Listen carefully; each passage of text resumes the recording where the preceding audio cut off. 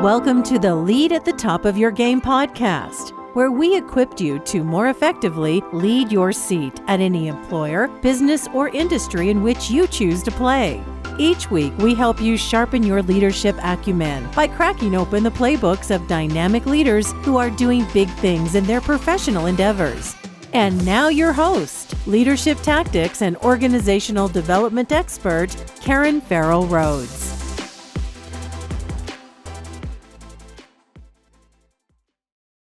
Hello again, my superstars. This is Karen, and welcome to another episode of the Lead at the Top of Your Game podcast. We are just absolutely thrilled to have on today's show Marilyn Rosa-Green. Now, Marilyn is an executive leadership coach, psychotherapist, and founder of Marilyn Rosa Consulting Solutions Incorporated. And she specializes in supporting manufacturing companies and their leaders in a wide variety of areas. So, manufacturing is a very unique industry of focus, and she is a true expert in this realm. And we knew we just had to spotlight her on today's show. So welcome to the podcast, Marilyn. Hello. Thank you so much for having me today. Awesome. I'm excited. We are so excited to have you as well. So, Marilyn, before we talk a bit more about your background and quite a few topics I can't wait to delve in, we always love to learn just a little bit more about our guests. So, for just as much as you feel comfortable, would you mind giving us a sneak peek into your life outside of work? Yeah, absolutely. So I live in the middle of nowhere on a farmhouse.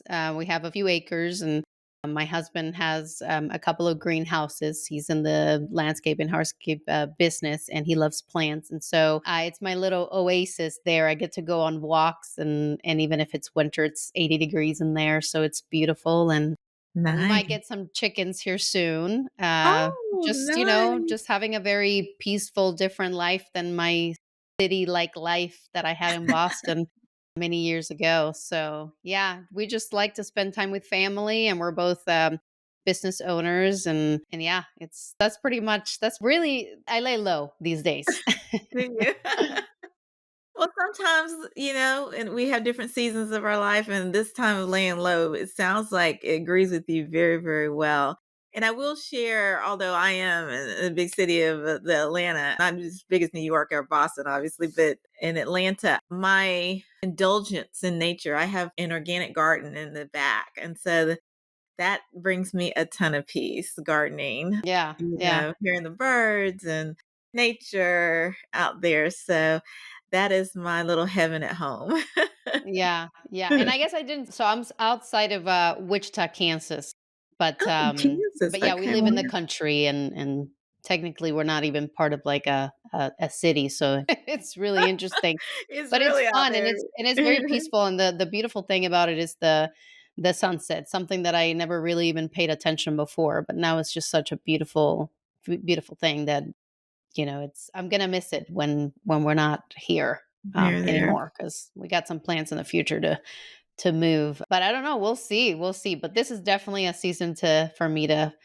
I have found my peace, and I've been laying low. But yeah, it's been beautiful. Awesome. Well, thank you so much for sharing. That is so unique, and continue to enjoy it until you can't, because, Right.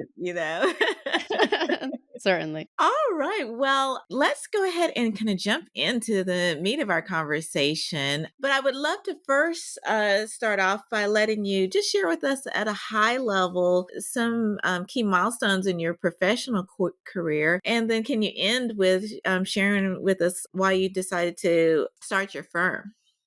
Yeah, absolutely. So I help manufacturing leaders and business owners. So any people in senior leadership who are overwhelmed and burnout and stressed and have many people in their teams that are struggling.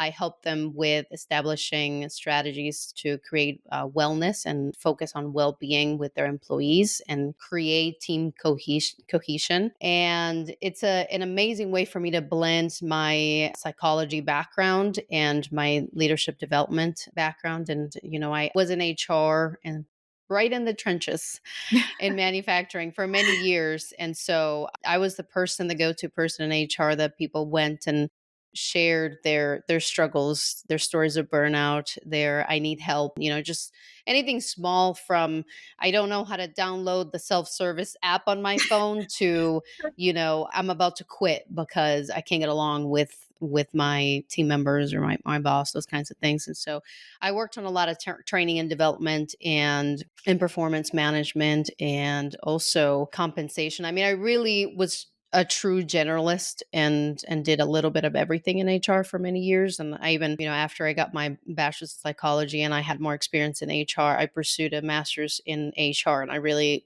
always thought that I was going to be a consultant at some point. I wanted to work more on strategy and help executives support their teams because I kind of moved up the ladder and I understood what the frontline employees, needed.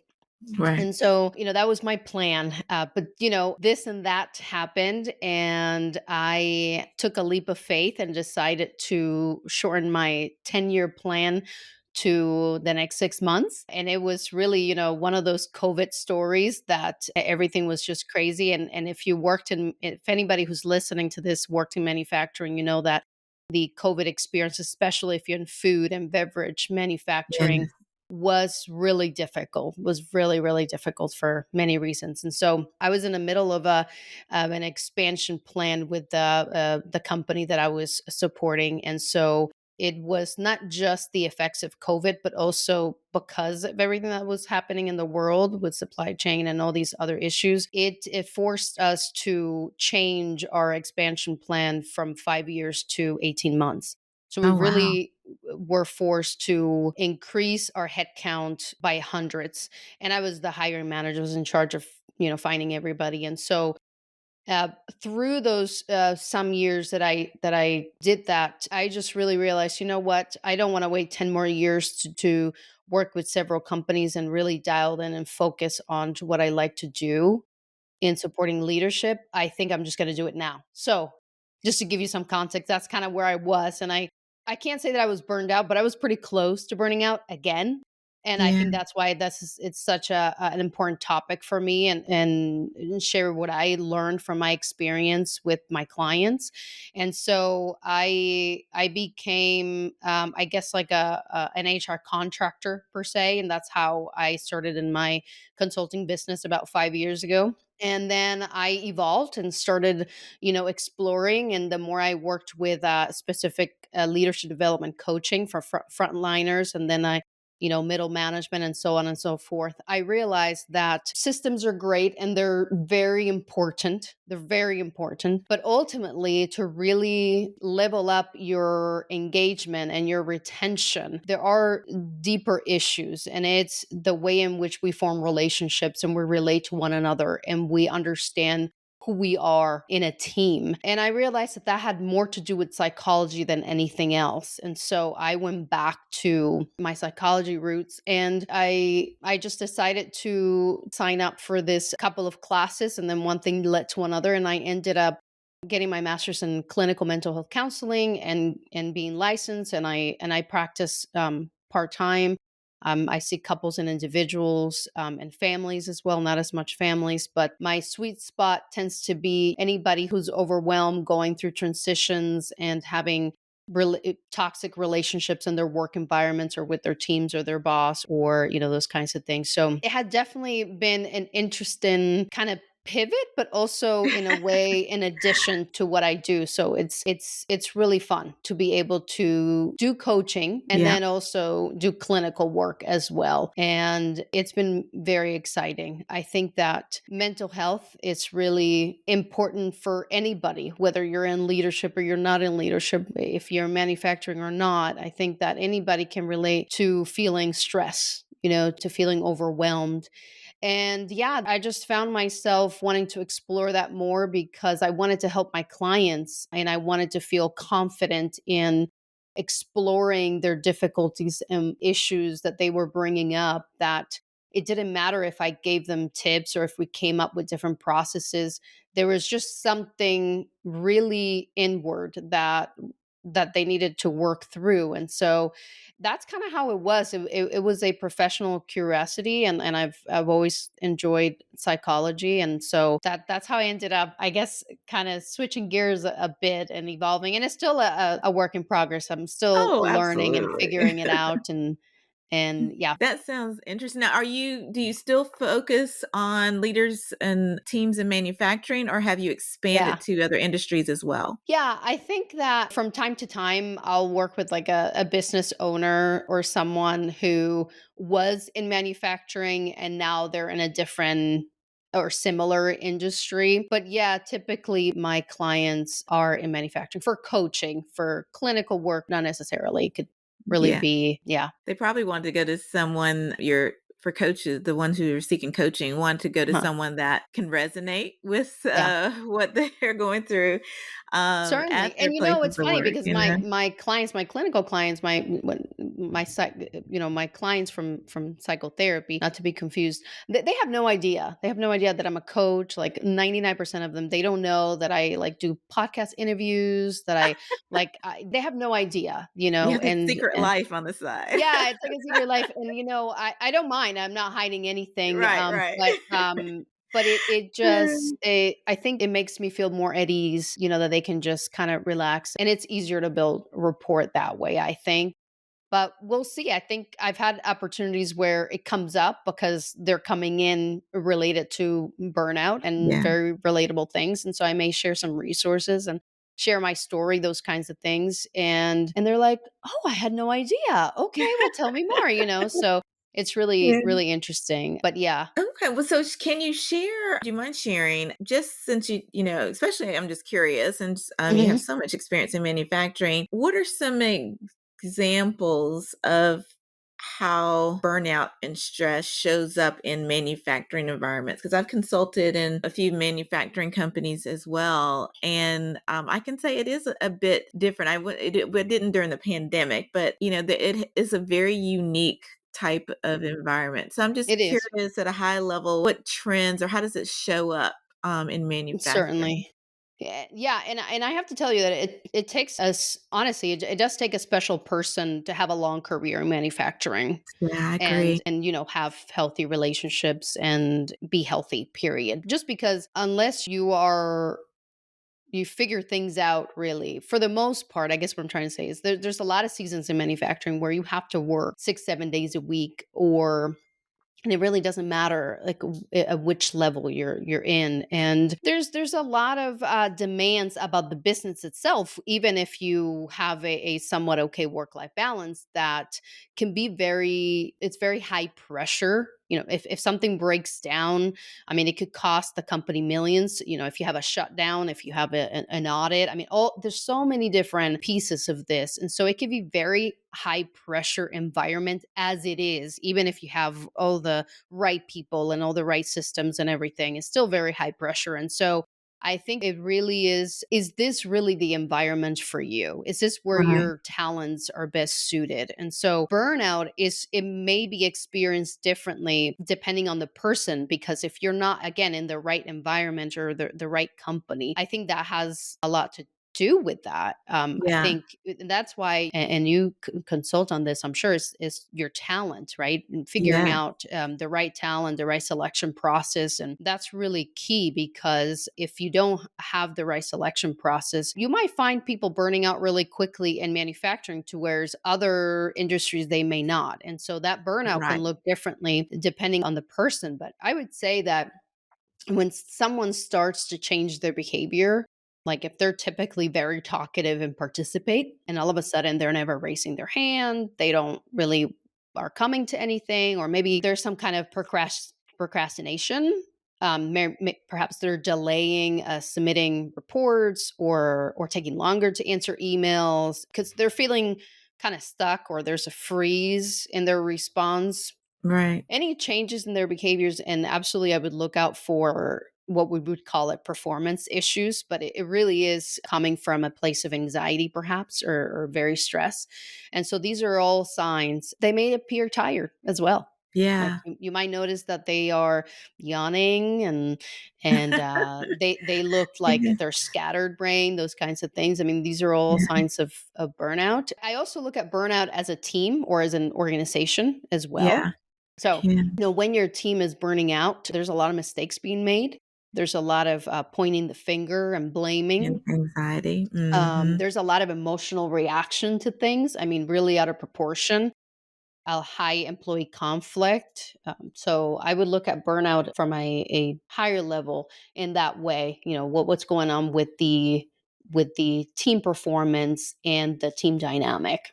Absolutely. And for my listeners out there who have not worked in manufacturing environments, now, of course, manufacturing has evolved over the years, but it is still, as Marilyn has mentioned, a high pressured environment. And so when your performance is, you have some precise metrics that they're looking at you producing 24/7, and it's easy to tell when you are slacking.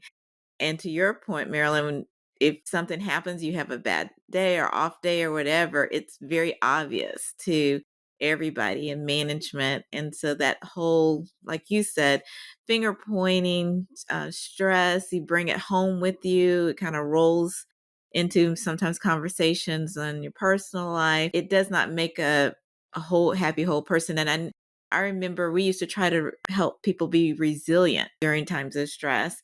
And that's not something easy to quote unquote train.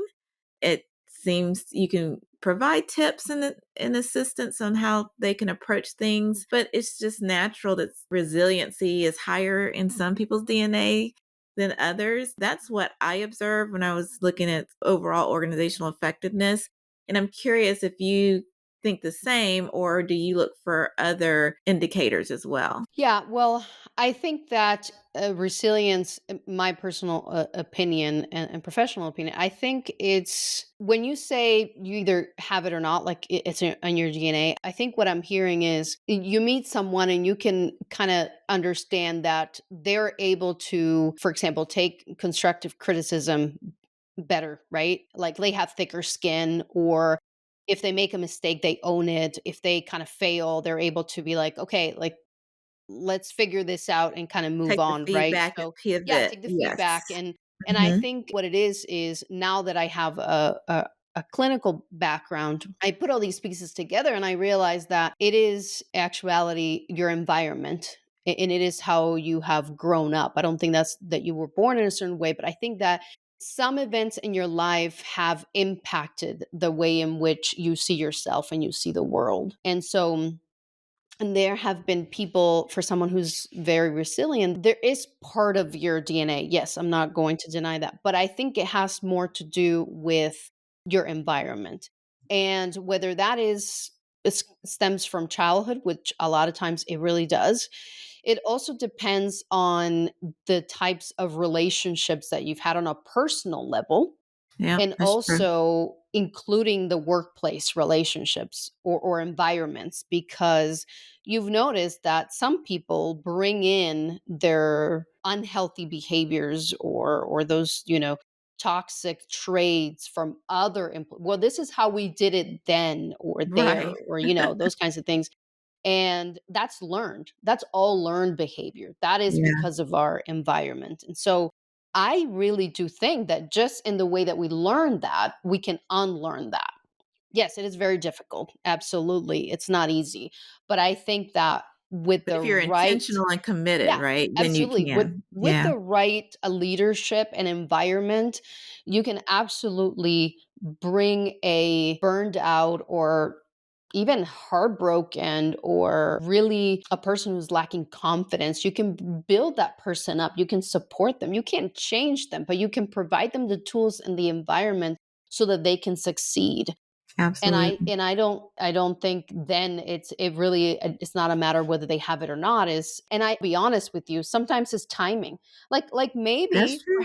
Yeah. perhaps they have it within them, but it's not the right time, or it's not the right place, or there are other things going on in their lives. And so it doesn't matter what you do, it won't click. Right. And it's not They're not in a you know receptive mode to be yeah, able to do exactly. that. So there's Yeah. so many factors, right? There's so many factors. But I would I absolutely agree. say that it is part of, kind of your DNA, your environment. And I think it's your relationships as well. Definitely. Well, because well-being is an issue that touches all of us, no matter your industry. And I know you do some great work. I know you focus and go deep on coaching leaders in the manufacturing environment, but I'm a huge believer we can all take a nugget or two from all types of tips and advice. So if you can just share one tip that you would love to leave the audience with if they're feeling stress, overwhelmed, what is one thing that you coach your coachees for, to help them turn things around or find some For relief? sure. And this is gonna sound like, I don't know, it's significant. I'll have a point, I promise. But Uh-huh. don't forget to breathe. That's my first thing. Yeah, Are no, you that's breathing? huge. Right? Yeah, When we're absolutely. stressed, right, we're forgetting to breathe. Yes, And there are two parts of this is the neuroscience of it, that we need that oxygen coming to our brain. And we so do. we can support ourselves so much with breath work. Yeah. And you don't have to go, become a guru Right. or meditate for 20 minutes a day. That's not what I'm saying No, at all. no. But the other part of this, beyond the neuroscience, it is the mindset. And when you start to focus on your breathing, you then kind of build on that to be mindful. And that just means to be present. A lot of my clients, they're just so overwhelmed, and they have so many things to do that they're on autopilot. Yeah, And it definitely comes home with them. They just have a lot of things to do, and they're going and going. And I will ask them questions like, what did you have for breakfast yesterday? Or do you sometimes put something down and forget where you put it?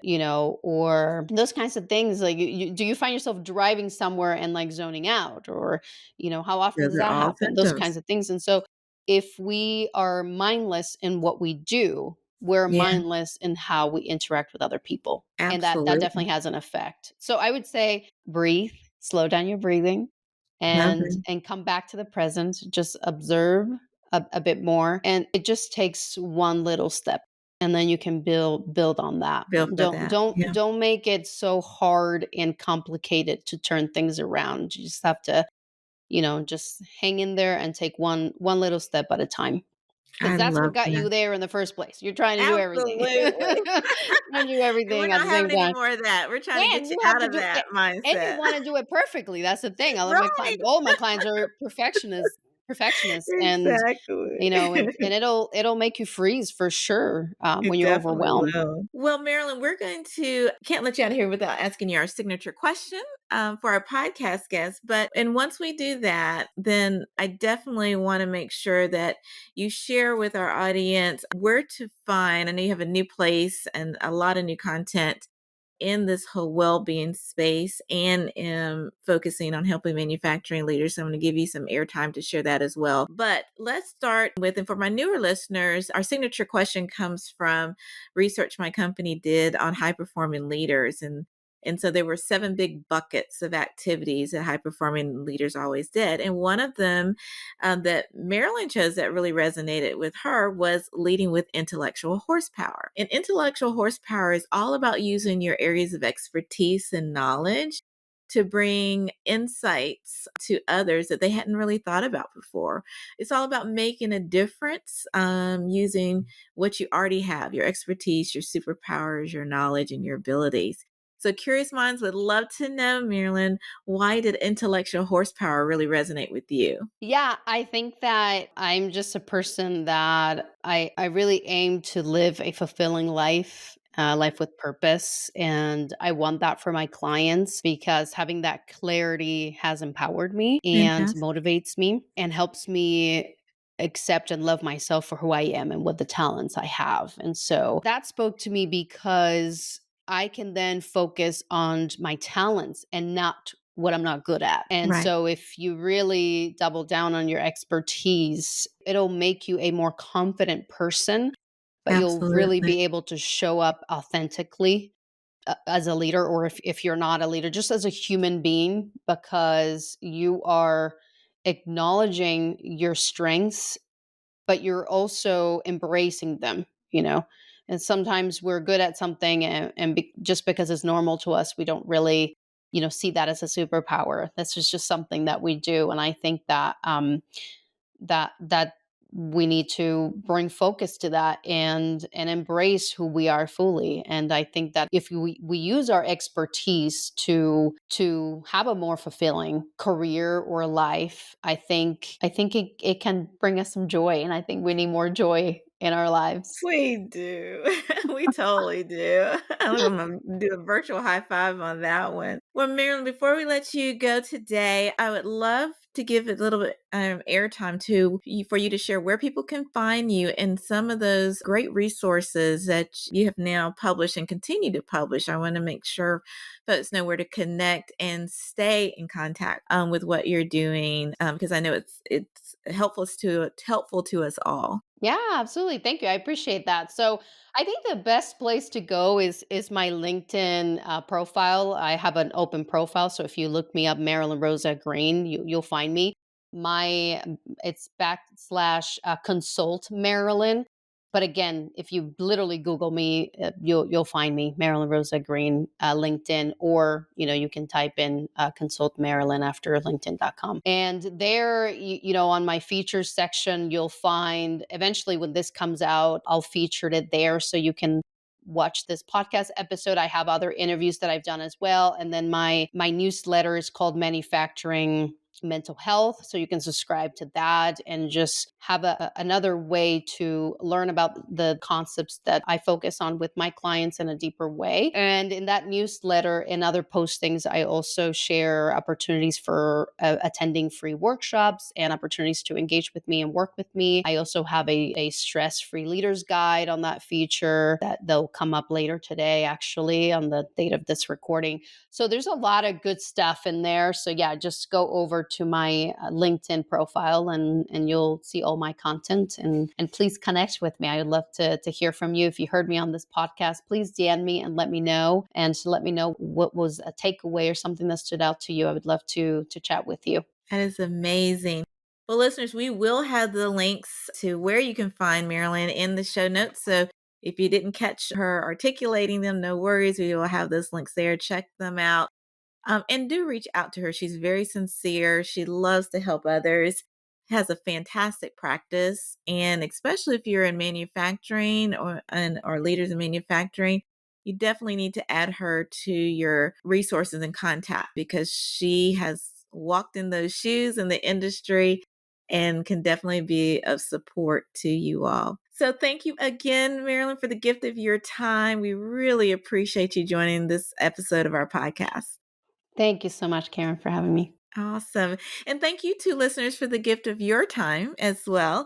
You know that we know that you literally have millions of other podcasts you could be listening to, and we do not take your patronage lightly.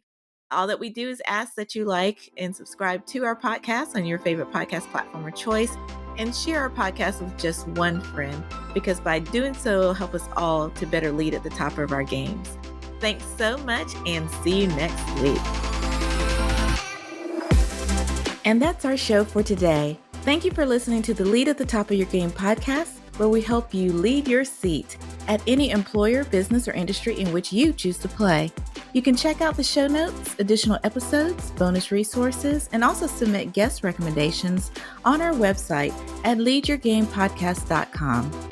You can follow me on Twitter, Facebook, Instagram, and LinkedIn by searching for the name Karen Rhodes, with Karen being spelled Karan. And if you like the show, the greatest gift you can give would be to subscribe and leave a rating on your podcast platform of choice.